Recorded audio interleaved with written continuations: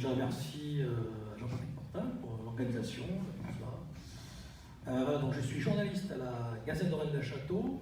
Donc je réalise des interviews. J'ai fait beaucoup d'interviews des personnes notamment qui sont ici présents, notamment Jean-Patrick Portal, David Gallet, Jean-Pierre Montaigne, il y a aussi Christian Roubert, Jean-Luc Chaumet, Paul Saucez, Christian Attard, Philippe Bonnet et beaucoup de chercheurs qui sont liés on va dire, à la mouvance de Rennes-le-Château.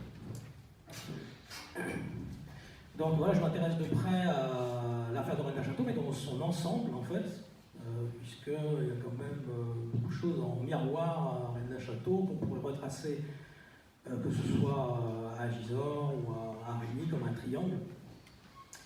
Et ce qu'on peut dire, c'est qu'il y a donc un mouvement à Rennes-le-Château particulier depuis longtemps, en fait. Et donc je m'occupe de faire des articles là-dessus. Voilà, je présente pas mal de sujets en fait sur la Gazette de Rennes-le-Château. Voilà pour me présenter. Merci Mike. Alors qui prend le micro pour se présenter? Allez, Richard. Merci. Bonjour à tous et à toutes. Donc Richard Abraham, je suis historien et aujourd'hui c'est un jour un peu spécial, c'est un mois un peu spécial. Vous êtes là aujourd'hui et mes confrères historiens sont là aussi pour fêter un anniversaire, puisque cette année, en ce mois d'août, ça fera 45 ans que j'ai commencé à porter cette mission de guidage, d'accompagnement, 45 années au service d'un public français et international pour découvrir ensemble la cité médiévale d'Alais et dans le rayonnement de la cité bénédictine, abbatiale bénédictine et épiscopale à partir du XIVe, donc la découverte du patrimoine visible et invisible du Triangle d'Or et au-delà des sites qui sont touchés par exemple par la question du catharisme ou par la question très intéressante de Marie-Madeleine. Voilà. Donc, historien, je suis aussi, pour ceux qui ne me connaissent pas encore, le conservateur d'une maison médiévale que la tradition orale décrit comme la maison de Nostradamus dans la cité médiévale d'Alais-les-Bains. Et je suis aussi responsable de la maison Aletheia, qui est aujourd'hui un lieu d'hébergement pour beaucoup de pèlerins dans le cadre de voyages, de découvertes de lieux sacrés ou un peu spirituels, qui s'appelle la maison donc Aletheia, qui est la dernière résidence privée des évêques et comtes d'Alais, donc la dernière résidence épiscopale et comtale du diocèse d'Alais, qui se trouve rue de Cadène, près de la porte Cadène à Alais-les-Bains. Voilà. Je pense que... Alors, maintenant, on va demander à Monsieur le maire de se présenter rapidement, bien qu'il ce soit un personnage particulièrement connu sur Rennes-le-Château. D'abord, bonjour à toutes et à tous. Quoi dire, je suis maire de Rennes-le-Château depuis maintenant 16 ans. Donc, en tant que maire, on s'occupe beaucoup des affaires d'un village, malgré que Rennes-le-Château n'est pas un village comme les autres. Mais on doit gérer une commune comme on gère n'importe quelle commune. Mais Rennes-le-Château, comme je viens de le dire, est une commune un peu spéciale par rapport à son histoire et par rapport à tout ce qui s'est passé dans ce village. Voilà, donc bonne conférence à tous et je passe la parole à mon ami David. Merci Monsieur le maire. Donc David Gallet, Jean-Patrick m'a présenté en quelques secondes avec grand plaisir. Donc en gros mon métier moi c'est journaliste, reporter, documentariste et auteur. Il se trouve que j'ai connu Rennes-le-Château il y a à peu près 20 ans dans le cadre d'un reportage pour France 2 et j'ai découvert en fait une histoire comme la plupart d'entre nous extraordinaire. J'ai plongé comme tout le monde, comme beaucoup dans le livre de Gérard de Seine et puis je me suis interrogé pendant des années et je continue encore à le faire sur cette histoire absolument extraordinaire. Mon approche de la chose, et c'est vrai plutôt assez journalistique et sceptique, c'est-à-dire qu'il y a eu déjà je rencontre en fait des spécialistes, des gens qui ont étudié, qui ont fouillé dans les archives, qui ont fouillé sur le terrain éventuellement aussi, ce qui permet de faire une idée d'avoir une synthèse. Si je veux avoir des informations sur l'histoire de Marie-Madeleine, je vais voir Christian Domergue, c'est mon métier d'aller voir tous ces personnages. Ça me permet de faire une synthèse et puis éventuellement d'avoir un avis qui, comme tout le monde, change à peu près tous les ans, suivant les diverses théories qui sont avec brio souvent exprimées. En tout cas, cette histoire, elle a marqué le monde entier, ça c'est un fait. Elle a marqué le monde entier du fait justement de plein de journalistes qui s'y sont intéressés.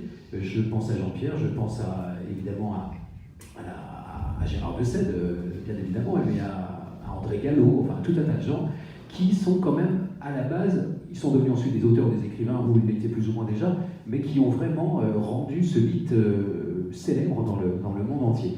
Pour moi aujourd'hui, Rennes-le-Château reste une capitale du mystère. Le mystère, il existe encore aujourd'hui. Il y a plusieurs grandes théories qui émergent. Il y a un gros ménage qui a été fait et on va dire un grand éclairage sur toute la partie mythique de l'affaire justement Gérard Dessède, Pierre Plantard de Cherizé et quelques autres.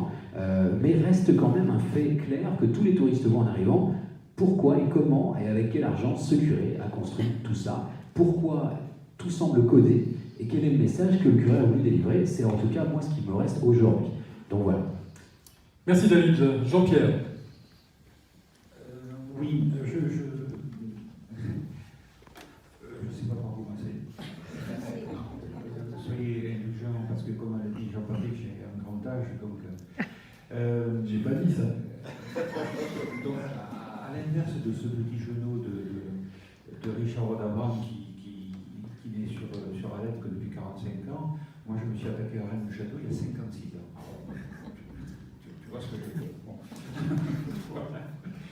Donc 56 ans, c'est-à-dire début 68, Gérard Dessède venait de terminer son bouquin, il avait sorti depuis 3 mois pratiquement. Et j'étais en contact épistolaire avec lui par rapport aux temps qui sont parmi nous, mais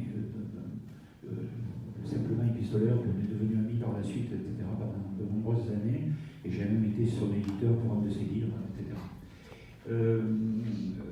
Ce que je veux dire, je remercie David d'avoir mentionné que j'ai été journaliste professionnel pendant un certain nombre d'années pour des différents supports écrits ou télévisuels ou radio. J'ai aussi cette rigueur du journaliste dans certains cas, et pire que ça, l'essentiel de ma carrière, je l'ai fait pendant 35 ans comme ingénieur territorial, spécialiste du patrimoine et des sports d'aventure en matière touristique. Donc je suis très, comme je dis souvent, j'ai deux boutons, j'ai un bouton intuitif et un bouton rationaliste. Et je fais jouer l'un avec l'autre, et quelquefois ça cohabite pas très bien, mais on se débrouille. Je crois qu'on est tout ça. Voilà, je pense qu'on aura l'occasion d'évoquer certains sujets, mais pour rebondir aussi ce que disait David à la fin, c'est qu'il y a beaucoup d'éclairages qui sont donnés, il y a des travaux très importants qui ont été faits, je pense aux travaux de Christian en particulier, qui il y a quelques années ouvert de très nombreuses pistes, ouvert ou en tout cas extrêmement éclairé et sourcé des pistes. Et ça nous pousse aujourd'hui, pour certains d'entre nous, alors qu'on n'avait pas prévu, à remettre en question certains fondamentaux de l'affaire de Rennes. Et c'est le cas, c'est mon cas actuellement. Depuis quelques mois, je travaille sur une remise en question de fondamentaux, où j'ai fait des découvertes qui m'ont tellement surpris que j'ai décidé de fonctionner de manière un peu scientifique et de réunir un groupe expert de 5 personnes parmi mes amis, donc Christian, qui est là, bien sûr, Ludovic, que je sollicite comme groupe test, c'est-à-dire pour essayer de démonter ce que je crois avoir découvert, et je leur en ferai part dans quelques semaines. J'ai mis la main sur quelque chose qui est tellement extravagant que j'ai besoin d'un regard extérieur avant de faire une quelconque publication, et il n'est pas possible que la publication se fasse de manière collective. Voilà. Christian. Alors, oui, effectivement, David évoquait le rôle des journalistes. Moi, ça a commencé comme ça, par un reportage télé, en fait, dans l'émission Mystère en 1992. J'avais vaguement, jusque-là, entendu parler de Rennes-le-Château. J'étais lycéen à ce moment-là. Et ce reportage m'a captivé, m'a amené sur place, et puis j'en suis jamais reparti. D'où ma présence ici aujourd'hui. Ça fait donc plus de 30 ans que j'étudie ce mystère qui a plusieurs strates, plusieurs aspects. Et j'insiste là-dessus, c'est vrai qu'on a des fois un esprit d'opposition, on tente d'opposer les explications rationalistes, archivées, et les explications plus audacieuses, plus fantastiques. Mon parti pris, en fait, c'est d'étudier la globalité de l'affaire, Alors, il y a un aspect historique, c'est évidemment la venue de l'abbé Saunière à Rennes-le-Château, qui est factuelle, qu'on peut étudier et qui est passionnante parce que Béranger Saunière est un homme qui est habité par quelque chose. C'est une personne vraiment fascinante en tant qu'être humain à étudier. Et à côté de ça, il y a toutes les zones d'ombre. Donc toute la part mystérieuse de l'abbé Saunière à Rennes-le-Château. Il y a tout ce substrat historique qui est une deuxième strate. Donc toutes ces légendes de trésors qui circulaient autour de Rennes-le-Château bien avant l'abbé Saunière et qui ont irrigué en fait l'idée qu'il avait trouvé un trésor. Ces strates qui nous évoquent aussi possiblement la figure de Marie-Madeleine et donc de connexion avec un christianisme gnostique des premiers siècles. Et puis, troisième élément, c'est la mystification qui a été évoquée par Gérard de Sède, par Pierre Plantard. Et ça, c'est vraiment le sphinx que j'essaie d'interroger quotidiennement. Pourquoi cette mystification? Elle a une raison, c'est pas juste l'acte d'un mythomane. C'est pas juste une arnaque gratuite, c'est quelque chose d'autre, de symbolique, qui est relié à vraiment une histoire mystérieuse, une histoire sur laquelle Rennes-le-Château m'a amené à me pencher, parce que je crois que Rennes-le-Château, c'est une porte du mystère véritablement. Ça nous invite à frayer sur des chemins où on ne se serait pas forcément aventuré sans cette histoire-là. Et donc c'est comme ça que je la conçois, l'affaire de Rennes-le-Château, une pierre à multiples facettes. Il faut étudier toutes les facettes pour bien la comprendre et la cerner. Et puis une porte vers l'inconnu et un miroir aussi de notre quête existentielle à tous, puisque si on est là, c'est pas avec des pelles et des pioches, c'est aussi avec une interrogation existentielle et spirituelle, et c'est un des aspects sur lequel je m'attarde au fil de mes recherches. Merci Christian. Il reste une personne à présenter, moi. Donc je suis Jean-Patrick Pourtal, je suis un auteur. Je fais également des chroniques sur une chaîne web qui s'appelle BTLV, où tous les mois je présente un sujet sur le mystère dans l'histoire de ce sujet. Et puis je suis aussi co-auteur avec David de documentaires que nous avons réalisés ensemble, dont un qui était sur le Da Vinci Code, qui était quand même un succès assez phénoménal. Je m'intéresse à l'affaire de Rennes-le-Château depuis pareil, une quarantaine d'années, et j'ai plongé dans le mystère, j'avais l'âge de 13 ans. Donc vous voyez, c'est presque une double vie, sachant que ma vie, je dirais publique, enfin profane, j'étais ingénieur en électronique, donc vous voyez, c'est pas du tout le domaine, sauf que ça permet d'avoir des analyses relativement cartésiennes des choses. Voilà, je vais cesser de parler de moi. Maintenant, je vous propose de poser des questions à nos invités.